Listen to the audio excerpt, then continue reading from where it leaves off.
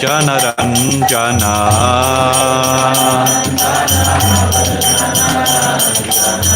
Yamuna Tira Vanachara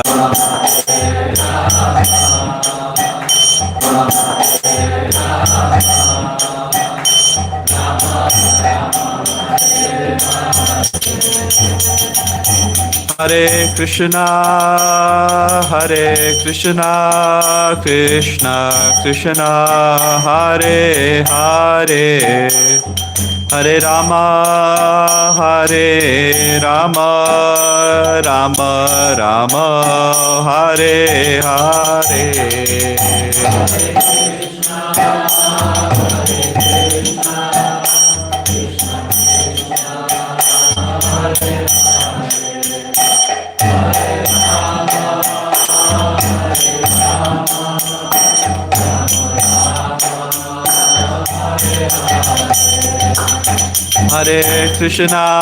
Hare Krishna, Krishna Krishna, Hare Hare, Hare Rama, Rama Rama, Hare Hare.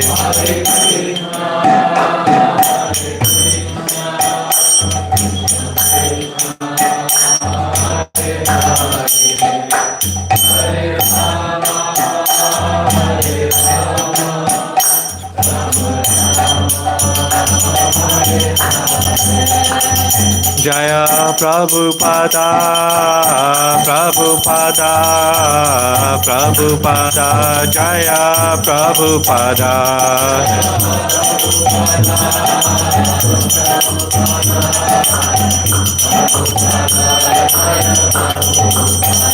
Prabhupada, Prabhupada, Prabhupada, Jai Jai Prabhupada.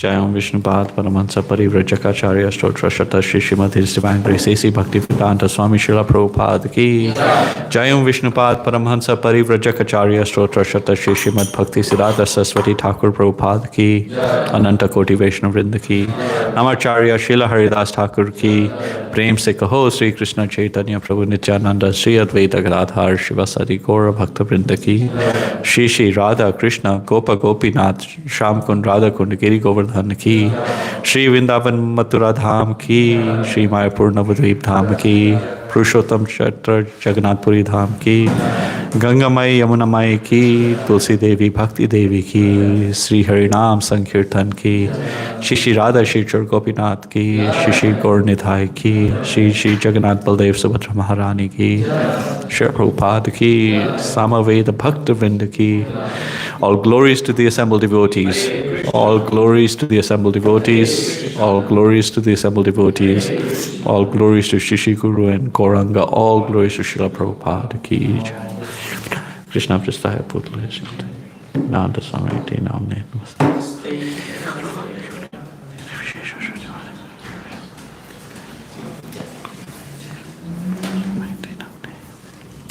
Okay, so we're reading from Canto 8.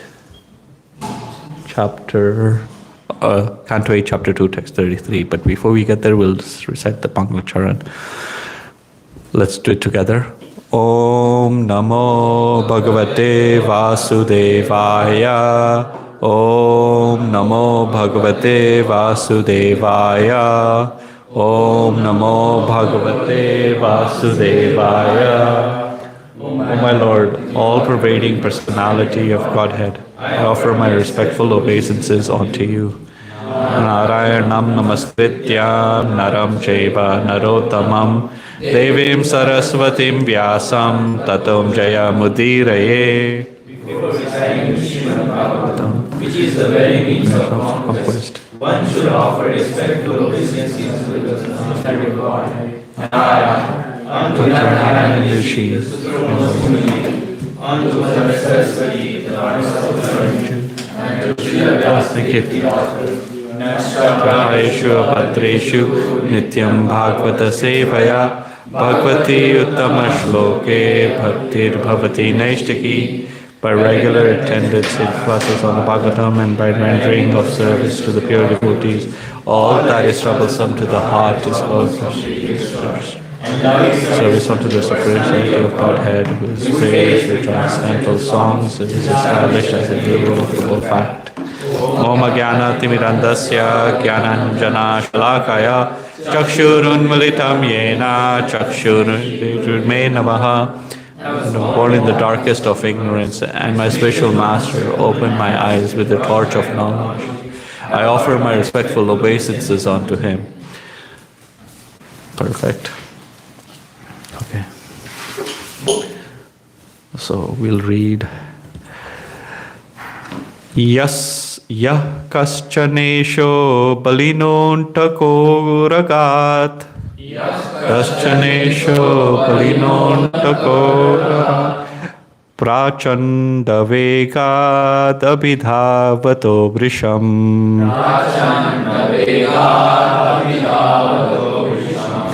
Bhitam prapannam paripati yadbhayan.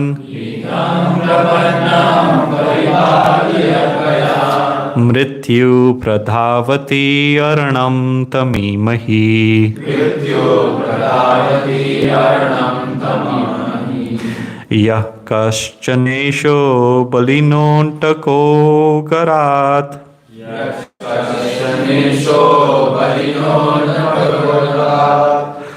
Prachanda vegadabhidhavato vrisham.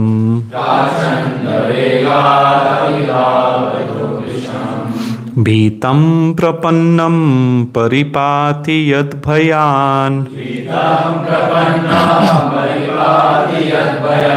Mrityu pradhavati arnam tamimahi.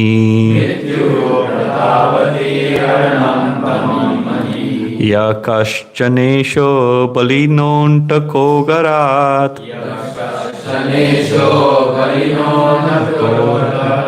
Prachanda vegadabhidhavato vrisham.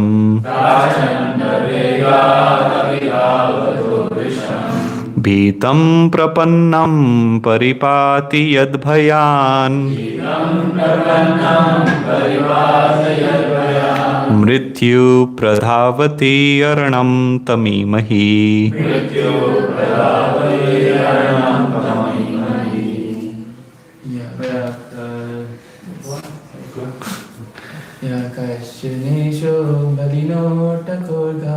Yakaschanesho balinontako-ragat.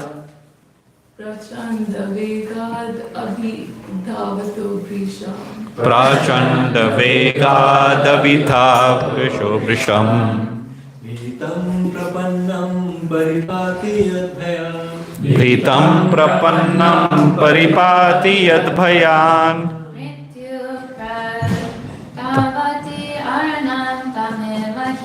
Mrityu pradhavati arnam tamimahi.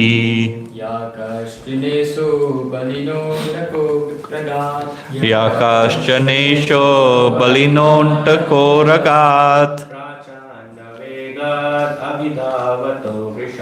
Prachanda vegadabhidhavato vrisham.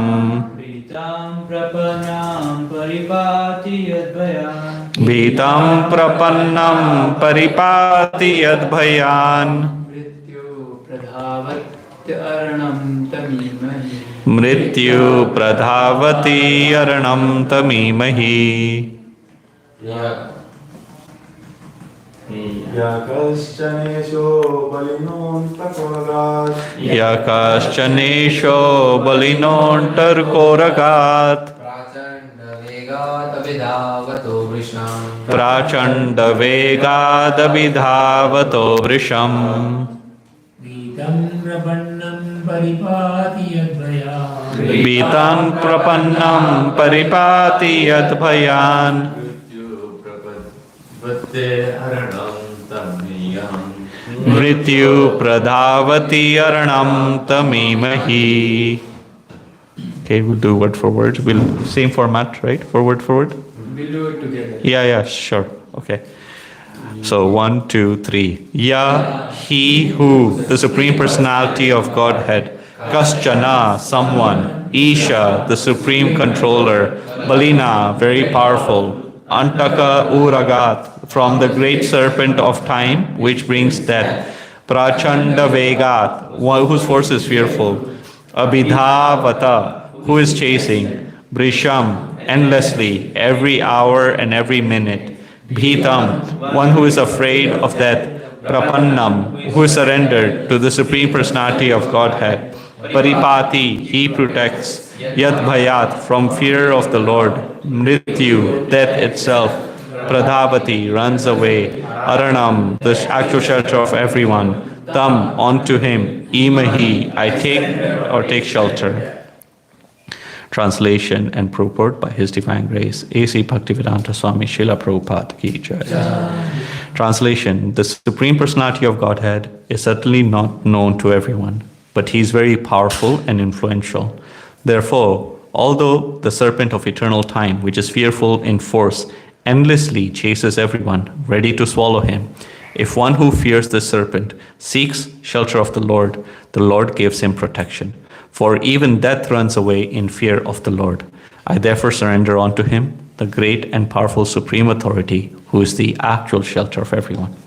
Purport: one who is intelligent understands that there is a great Supreme Authority above everything. That great authority appears in different incarnations to save the innocent from disturbances. As confirmed in the Bhagavad Gita, Paritranaya sadhunam vinashaya cha dushkritam. The Lord appears in his various incarnations for two purposes: to annihilate the duskriti, the sinful, and to protect his devotees. The king of elephants decided to surrender unto him. This is intelligent. One must know the Supreme Personality of Godhead and surrender unto him. The Lord comes personally to instruct us how to be happy, and only fools and rascals do not see by intelligence this Supreme Authority, the Supreme Person. In the Shruti mantra, it is said, Pishashmadvata pavate pishodeti suryaha Pishashmad agnishandrascha mrityurdhavati panchamaha. It is out of fear of the Supreme Personality of Godhead that the wind is blowing, that the sun is distributing heat and light, and that death is chasing everyone. Thus, there is a Supreme Controller, as confirmed in the Bhagavad Gita, chapter 9, text 10. Maya thakshena prakriti suyate sacharacharam. This material manifestation is working so well because of the Supreme Controller. An intelligent person therefore can understand that there is a Supreme Controller. Furthermore, the Supreme Controller himself appears as Lord Krishna, as Lord Chaitanya Mahaprabhu, and as Lord Ramachandra to give us instruction and to show us by example how to surrender unto the Supreme Personality of Godhead. Yet who are Duskriti, the lowest of men, do not surrender. Namam Duskriti no mudha prapadyante naratama. Anyone else want to read? Yeah. Here you go. I'm not going to pick whoever starts reciting. In Bhagavad Gita, the Lord clearly says, Mrityur sarvas haraschaham. I am all devouring death. Thus, Mrityu or death is the representative who takes everything away from living entity who has accepted a material body. No one can say, I do not fear death. This is a false proposition. Everyone fears death. However, one who seeks shelter of the Supreme Personality of Godhead can be saved from death. One may argue, does the devotee not die? The answer is that a devotee certainly must give up his body, for the body is material. The difference is, however, that for one who surrenders to Krishna fully and who is protected by Krishna, the present body is his last. He will not again receive a material body to be subjected to death. This is assured in Bhagavad Gita, chapter 4, text 9. Tyakta deha punarjanma, iti mamiti so Arjuna. A devotee, after giving up his body, does not accept a material body, but returns home back to Godhead. We are always in danger because at any moment that can take place. It is not that only Gajendra, the king of elephant, was afraid of that. Everyone should fear that because everyone is caught by the crocodile of eternal time and may die at any moment. The best course, therefore, is to seek shelter of Krishna, the Supreme Personality of Godhead, and be saved from the struggle of existence in this material world, in which one repeatedly takes birth and dies. To reach this understanding is the ultimate call of life. Anybody else want to read? Yes, that's the purport of the 8th canto, second chapter of the Srimad Bhagavatam, entitled The Elephant Gajendra's Crisis. They did it with me one time, so Tit for tat. That's fine. Okay, perfect. So thank you all so much for being here today. Even though it's your day out, it's your break now. So as you know, you've already, from what I understand, we've already gone through the 8th canto. I wanted to just give a recap and just sort of appreciate the suffering that Gajendra is going through from a different lens and how we can apply it in our life. So it's sort of, today, this verse is the end of chapter 2. And chapter 2 sort of sets the scene for what's about to come in chapter 3. This verse is great in that it summarizes the conclusion of chapter 2, and I'll explain what that means later on in the talk. But then it also sets up what is to come in chapter 3. This verse, as you can see, is really Gajendra coming to this realization that Krishna ultimately is the supreme shelter. And so I must surrender to him. So we'll discuss how he gets there. And then, of course, this sets up chapter 3, where Gajendra then offers repeatedly. If you actually just read chapter 3, almost every second verse he's saying, I offer my obeisances, I offer my obeisances, I offer my repeated obeisances. So the story so far is that in the ocean of milk, Shir Sagar, the same ocean that was being churched by the demigods and the demons, there is a mountain, Tirukuta, or Trikuta, sorry. And in this mountain, there is a celestial garden called Ritumat. It's being created by Varuna. Varuna also creates this drink, this intoxicating drink. So it's meant for maximum enjoyment, right? In this scene, you have Gajendra. It is described that he was actually intoxicated by the sounds and the smells and the waters, the drinks of this celestial garden.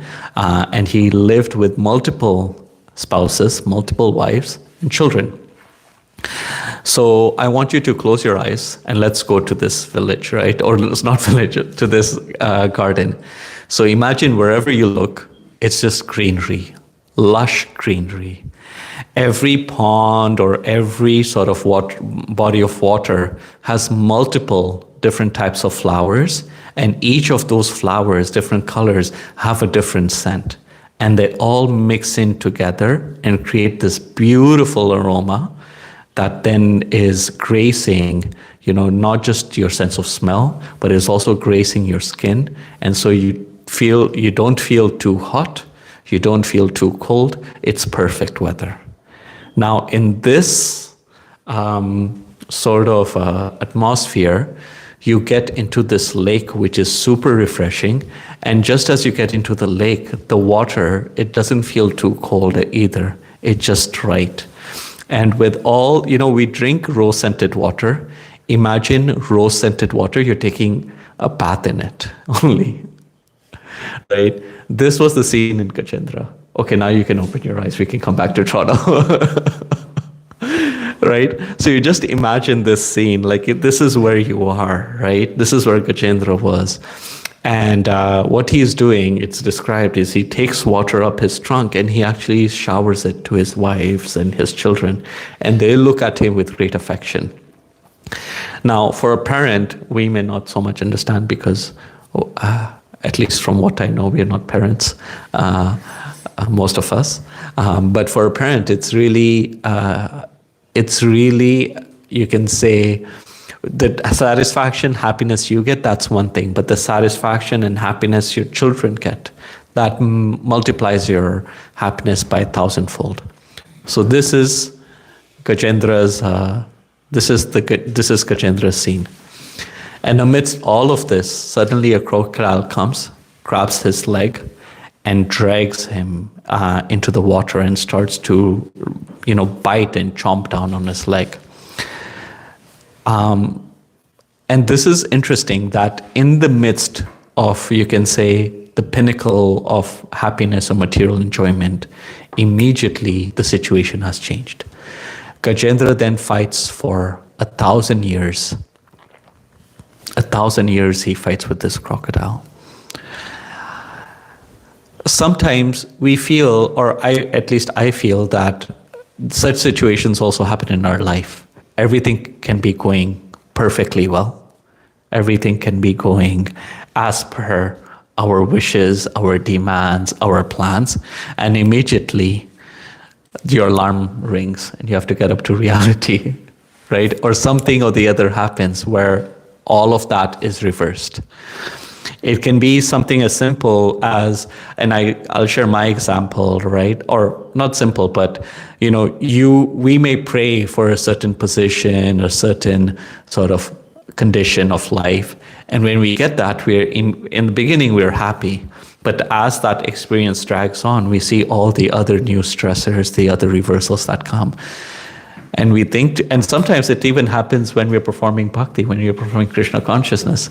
And we ask ourselves, Krishna, I'm getting up in the morning, I'm chanting your names, I'm following everything that you at the temple and the devotees have asked me to do. Why are you still placing me in this situation? Why am I still suffering? Why am I still experiencing calamities? Why am I still suffering reversals? And so this is the first point. The question I have for you is, does being a devotee relieve you from suffering?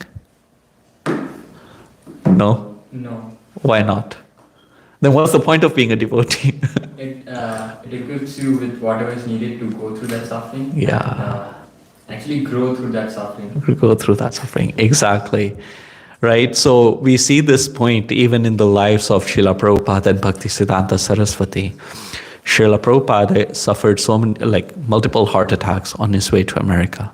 When he was distributing his Back to Godhead magazine in India, one time it's a hot summer's day, and he's distributing this Back to Godhead, and he hasn't really had any water, and he would go house to house to distribute Back to Godhead. And immediately this cow comes, bull is raging down the street, and the bull hits him in his chest, and Prabhupada gets knocked out in the middle of the street. He's unconscious. And when he does come to his senses, he dusts off, has a glass of water, and then continues. You may ask, Prabhupada was a pure devotee of the Lord. And in that moment, what is he doing? He's distributing the literature on Krishna, doing what his spiritual master has asked him. And yet he has to suffer like this. Same thing when he came to America. There were so many, when he was staying at one of the apartments in the Bowery, his roommate, a young boy, he has an acid trip, and he immediately starts attacking Prabhupada. Bhaktisiddhanta Saraswati, Prabhupada's spiritual master, he faced assassination attempts on his life, right? Such immense physical and emotional challenges, you can say, but they keep on, and they're pure devotees. So the first point is actually, it's not whether we are a devotee, whether we take to Krishna consciousness or we don't take to Krishna consciousness. If we're in the material world, we are going to experience suffering, period. We are going to experience moments that are out of our control. We are going to experience calamities. We are going to experience reversals. Unfortunately, That is the nature of the material world. So to think that, oh, just by becoming Krishna conscious, we'll not experience this, is actually our immaturity. So then the question comes, why practice Krishna consciousness?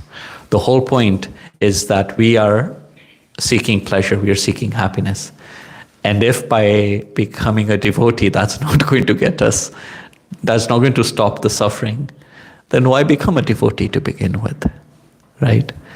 And there is a benefit, as Prabhu pointed out.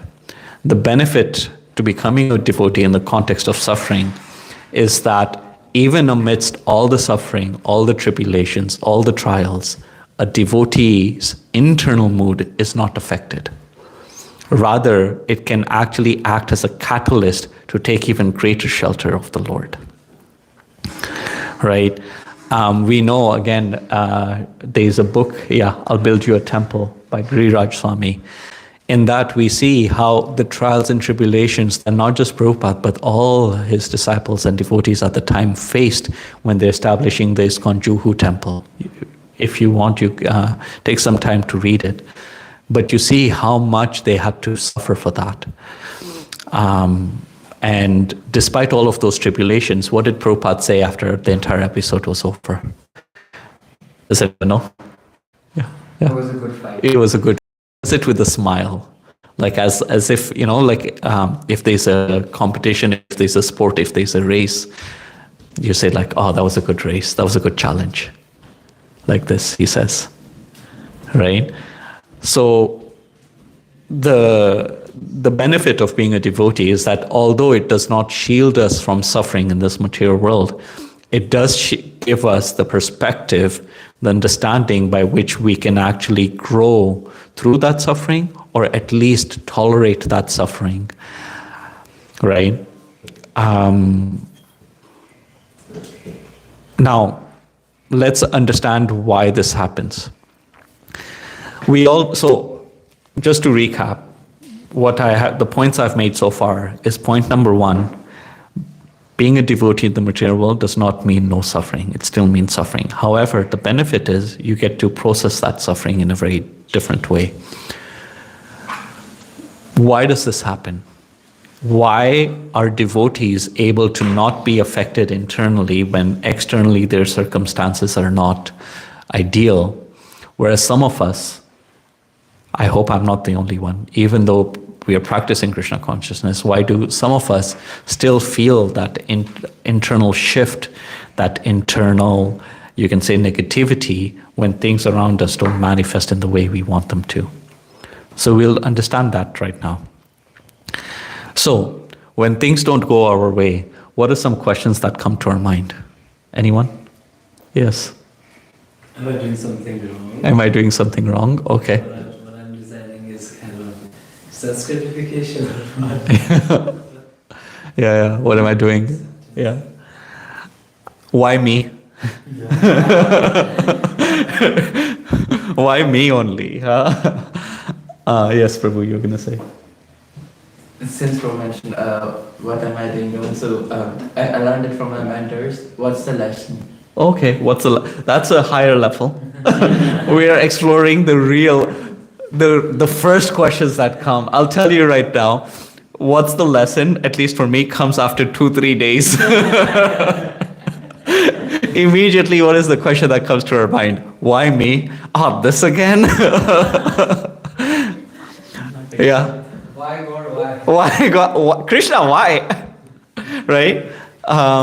Yeah. Another question that comes up is, after some days, is how can I manage my emotions when things are not going my way? So let's understand why we get internally affected by these. Actually, all those questions, except for the one you said, what is the lesson for me here? All of these questions here, the question in itself is the answer to why we get affected by internally by external suffering. This is why. So let's take the question, for example, how can I manage when things don't go my way? The underlying assumption of that is that something internally has shifted, which is why I need to manage it. If nothing had shifted internally, I would need to manage it. So something has shifted internally. That is why I need to manage. What has shifted? Internally, I'm experiencing either disappointment or sadness or frustration because things have not gone in the way I wanted them to go. Yeah. If we didn't have this expectation that things should go my way, then nothing would happen internally. And then we want to ask there wouldn't be anything to manage. Right? So that's another assumption. And if we continue to go deeper, the assumption is that things should go my way. If the expectation is things should go my way, when they don't, that's when that internal shift happens. And because of that internal shift, then we ask the question, how do we manage that internal shift? So the underlying assumption within that question is the expectations that things should go my way. Right? Now, what is that expectation valid?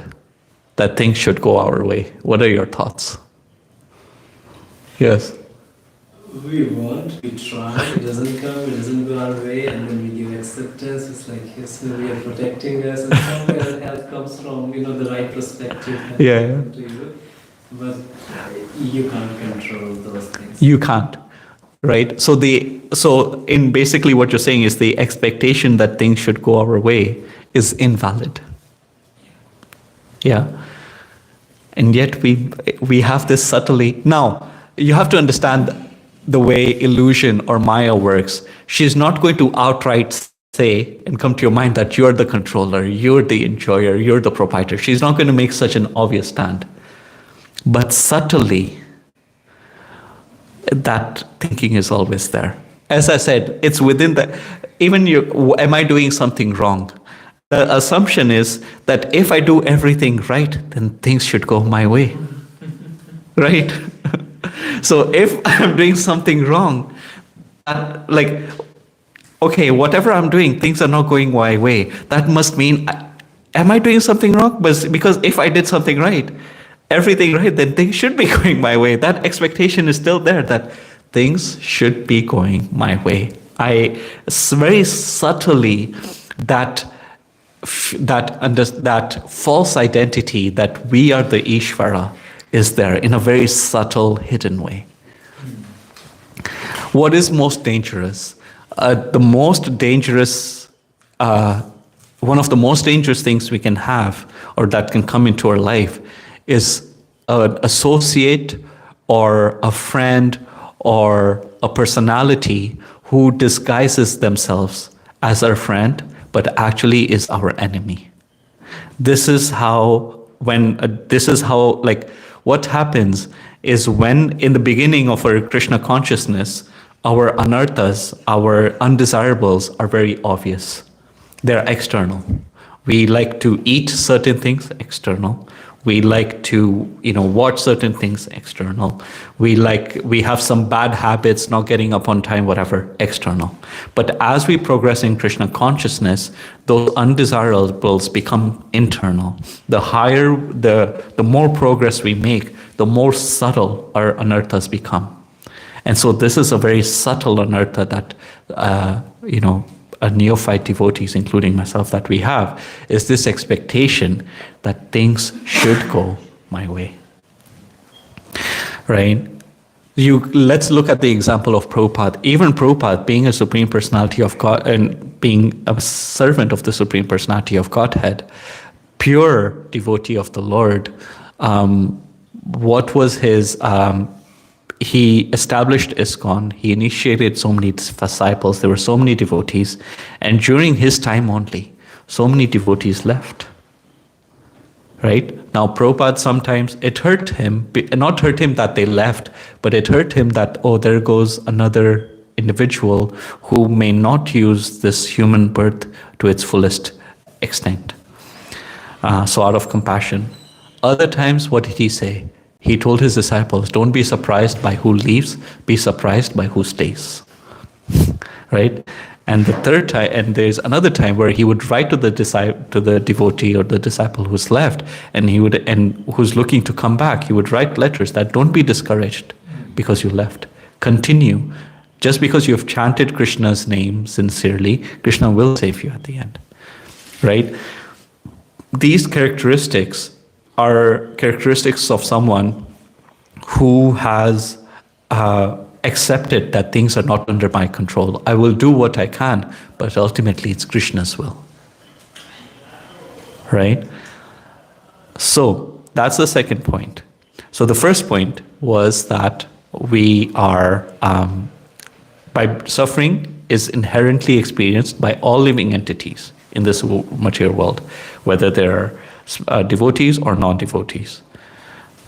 However, by being a devotee, we get to have that mindset, that perspective that actually I'm not the controller, I'm not the enjoyer, I'm not the proprietor.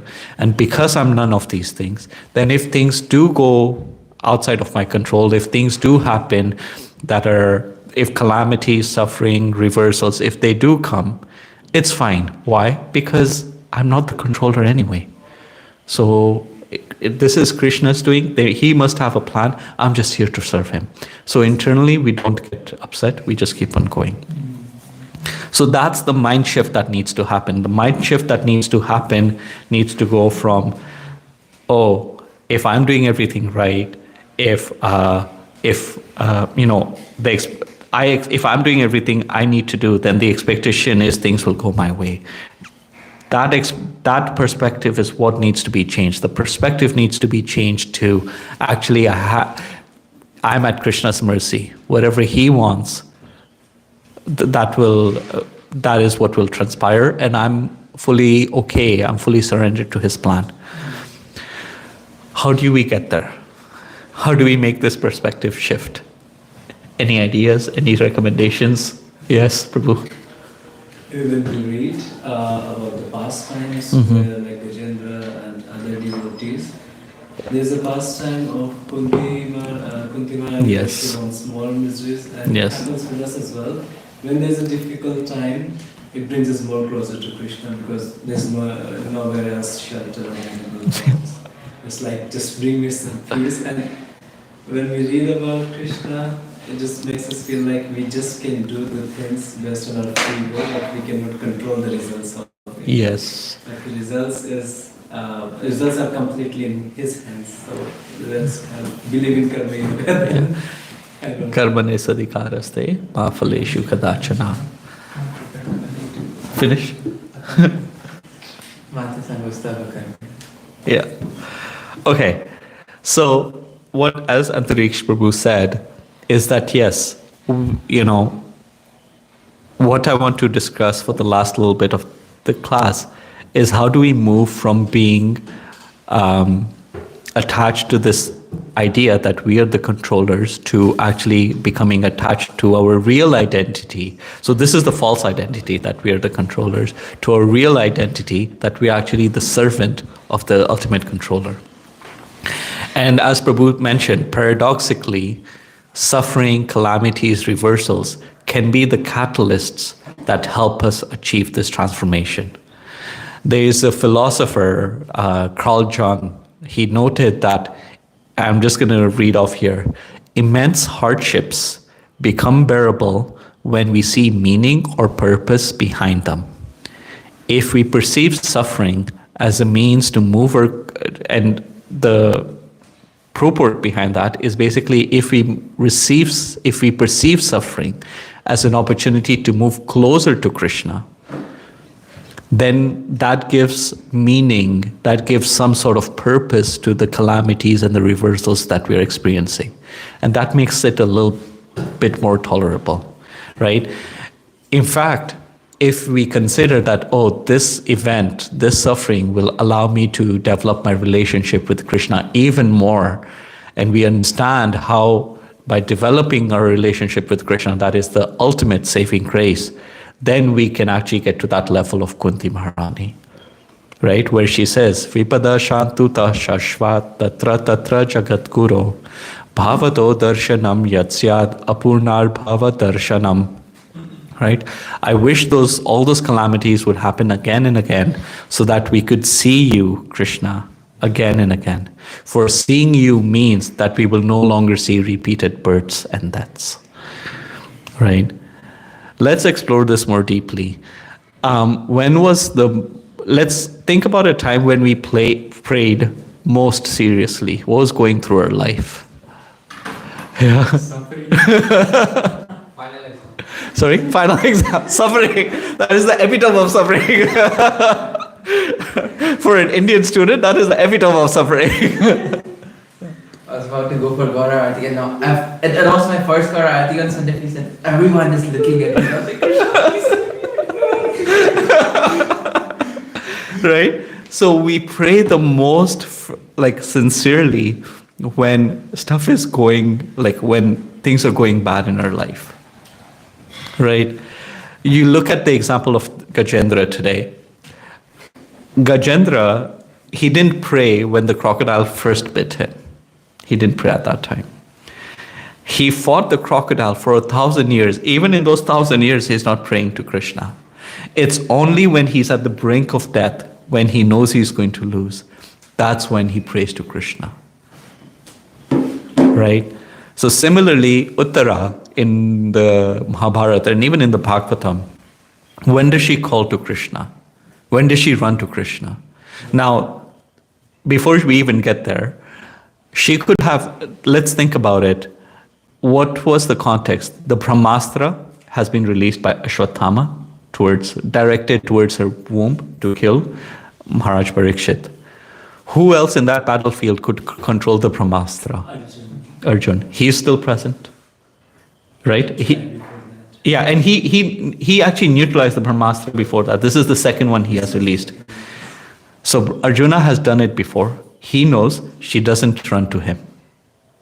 She only runs to Krishna, right? So, and if we actually look at all various sort of examples in the Bhagavatam and in the Mahabharata, in the Ramayana, the only time when, not the only time, but one of the most common times where devotees really pray to Krishna is when they're in immense suffering. Immense suffering, right? And the reason, and it's not just regular prayer, but it's prayer that is filled with emotion. Emotion of helplessness, of humility, of love, of deep-rooted love. Right? This is very key. This is very important for us to understand. Our spiritual practices, if they're not infused with emotion, then it's a lifeless form. It's said that when our spiritual practices, when we infuse them with emotion, we're actually infusing them with life. Life so that they can actually make their way, our prayers can actually make their way to Krishna and get his attention. Right? Krishna is known as Bhavagrahi. As Chaitanya Mahaprabhu, there was a time when the devotees came to see Chaitanya Mahaprabhu when he was living in Jagannath Puri. And one of his associates, Raghava Pandit, he brought a lot of offerings. The offerings that he bought for Chaitanya Mahaprabhu were cooked by his sister called Damayanti. And so Damayanti, what she had cooked, and she initially started cooking a lot of very opulent preparations. But then she thought, oh, Chaitanya Mahaprabhu will get indigestion. So she cooked very medicinal, bitter preparations to counteract the sweet. But then she thought, oh, this will be too bitter, so I'm going to cook something sweet. So it's like, okay, well, now I've cooked too many sweets, so I must cook something bitter. So this she brought, and it was, two polar opposites. On one hand, very opulent, filled with ghee and milk and sugar and this and that. And on the other hand, very bitter, very medicinal Ayurvedic preparations. Chaitanya Mahaprabhu, it's described that even though the medicinal offerings were so bitter, when he honored those, when he ate those, he found them to be even sweeter than sweet lassi, than buttermilk. Why? Because of the love that had gone into each of these preparations. So when calamities come, when reversals come, when sufferings come, they give us an opportunity to actually pray to the Lord in a genuine mood of humility, of helplessness. And when we do it in this way, then our prayers, our sadhana gets infused with emotion, gets infused with life. And for a person Krishna, who is bhavagrahi, who is attracted to the emotion behind the practice, when our offerings reach him, he gets really, really happy. He gets really satisfied, and he comes running to our rescue. Yeah? So initially, devotees, we cry out initially what will happen is that we will cry out or we will pray fervently to Krishna when things are not going our way. And we should. As Devanshi was mentioning yesterday, that one of the people who approach Krishna are the distressed. And Krishna himself says this in the Gita. However, gradually what this will do is it'll actually mature our devotion, it'll mature Krishna consciousness. And so then what we start to realize is we are like, actually sufferings are going to come every day. I just need to be dependent on Krishna, and I need to pray fervently to him every day in a mood of complete helplessness. Right? And by doing this, what happens, this false identity that we are the controller, that we are the proprietor, that we are the enjoyer, slowly but surely, that starts to diminish. And we start to actually understand that actually I'm none of these things. The only thing I am is that I'm dependent on Krishna. I'm fully dependent on Krishna. One devotee actually just upstairs, he told me, I was asking, same question. Prabhu, it's so difficult when things don't go my way, like what to do? And he's like, Prabhu, it was a festival happening. It was, I think, His Holiness Gopal Krishna Maharaj's Vyas Puja. He said, Prabhu, look at the temple. Go ask anyone if things are working out in their favor. It's like nobody's life is going exactly how they want. He said a very, very interesting thing. He said, actually, we should have this understanding that when things do go our way, we should take that to be like a coincidence. What we say is when things don't go our way, that's the coincidence. But actually, in reality, it's the other way around.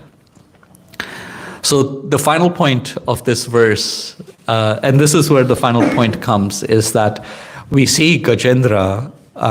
He goes through so much suffering. He goes through fighting with the crocodile. And then he finally gets to the point where he understands that actually I'm helpless.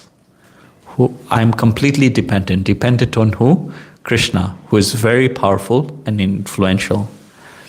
And even though everyone is suffering, if I take shelter of the Lord will give me protection.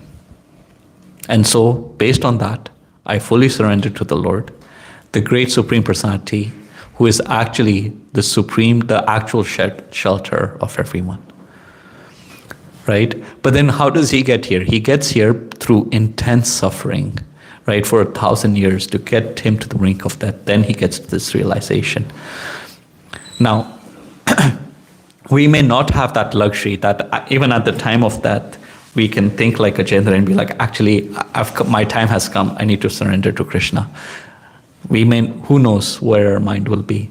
There's this story that I heard Swayam Bhagwan Keshav Maharaj actually sharing, where he had gone to the Ganga, and in the Ganga, Sanatan Dharma Prabhu Ki Jai. I had a class just now over it. So No. Please go on. No, Hare Krishna. So he was just saying that, so Keshav Maharaj was just saying that this devotee had gone in the Ganga and he started drowning in the Ganga. And there was a brahmachari, and anyways, they got him out and they asked him, they're like, okay, so you've been practicing Krishna consciousness for so many years. You're almost on the brink of death. Does it work? Does Krishna consciousness work? What were you thinking about? And he's like, as I was drowning, the air kept on escaping my mouth. And so bubbles started forming. And he's like, so my mind started thinking, about this detergent commercial that I saw as a kid. And that's where my mind went.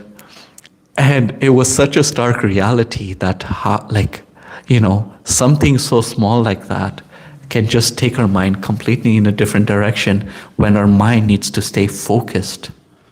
So why wait for that? Let's start making sure we practice right now. Practice that mindfulness right now, so that when that situation comes, we are fully ready to take it on. So the conclusion is this: suffering is inevitable in the material world. Being a devotee does not exempt one from suffering.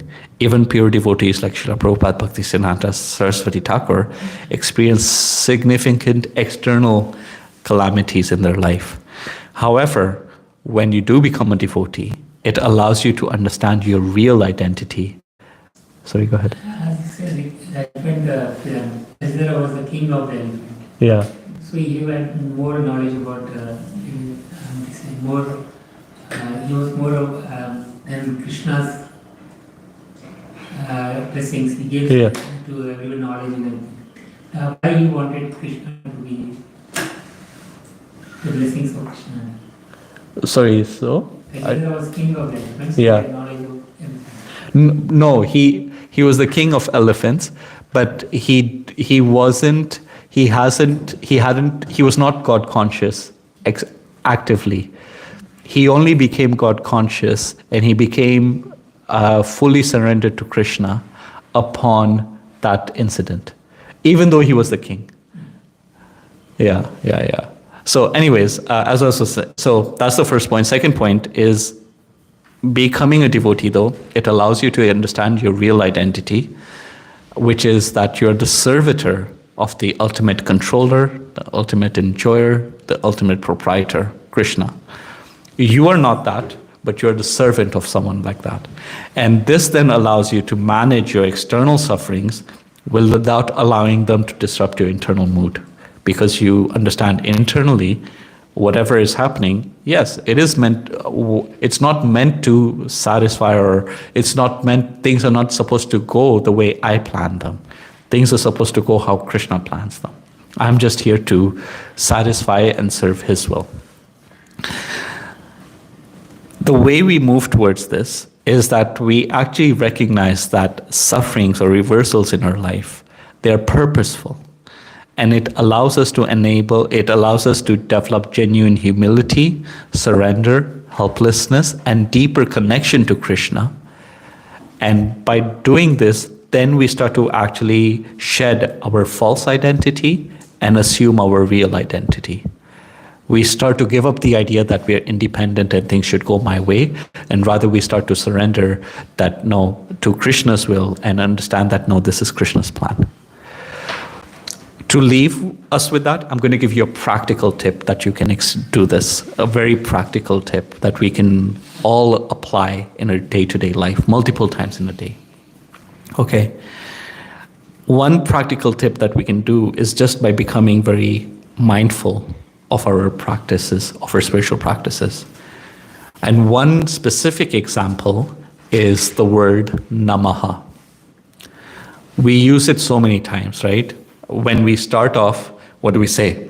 Nama Om Vishnu Padaya, Vishnu Prasthaya Bhutle, Srimate Bhaktivedanta Swaminiti Namine. Namaste Saraswati Deve Gauravani Pracharine Nirvishesha Shunyavadi Paschate Shatarine. We say Namaste Narasimhaya, right? When we sing Tulsi prayers, what do we say? Namo Namaha. When we did Srimad Bhagavatam, Om Namo Bhagavate Vasudevaya. Nama means I offer my respectful obeisances. But to actually understand the deeper connotation of that, Nama is actually made up of two words. Na, which means no, and ma means mine. So na, ma literally means I have no strength. I have no I have no standing to actually make things go the way I want them to. And so when we say Namaste Narasimhaya, we are saying, my dear Lord, I have no strength. I have no strength to actually continue with my bhakti. So I surrender, I pay obeisances to you to please protect my bhakti. When we say Nama Om Vishnu Padaya, we tell Prabhupada that Prabhupada, I actually have no standing, no strength, no qualification to take this Krishna consciousness, but you're so gracefully giving me Krishna consciousness, so I fully surrender onto you. When we say Om Namo Bhagavate Vasudevaya, we tell Krishna, I have zero, nothing, but I surrender to you so that you can take charge of my life. If just think about how many times we say these verses. So we start off in the morning. We start off with Mangalarti, and then after Mangalarti we go into Hare Krishna Kirtan, but in the middle we say Nama Om Vishnu Padaya, and then we say Namaste Saraswati Deve, and then we go into Kirtan. Then after that we start off with Nrsimhadev prayers, Namaste Narasimhaya. Then after Nrsimhadev prayers we do Tulsi Arti, Namo Namaha. At least four times you have declared to Guru, Nrsimhadev and Tulsi Maharani that I have no strength. I am completely dependent upon your blessings to carry me forward. If we just become mindful of that, imagine how much, just in the morning, how much mindset can be attuned to this idea that I'm actually fully dependent on you. I have no independence, I'm fully dependent on you. And then when you come to Bhagavatam class, Om Namo Bhagavate Vasudevaya. And then even when you're chanting, we start off, some devotees start off by saying Nama Om Vishnu Padaya, Namaste Saraswati Devi. If you're doing it at every round, then 32 times you're declaring, I'm no one. So just imagine the transformation that begins if we start to adopt that practice of just becoming mindful. And this is just one word. Imagine if we were to expand this mindfulness across various you can say, areas of our spiritual life. So this is one practical way where we can think that I'm nothing by my own strength, and therefore I turn to you, my dear Prabhupada, my dear Nrsimhadev, my dear Krishna, my dear Tulsi Maharani, in complete helplessness, so that you can help me progress on this path of bhakti. So with that, I'd like to conclude. I'm sorry I went a bit over, but Hare Krishna. Any questions, comments?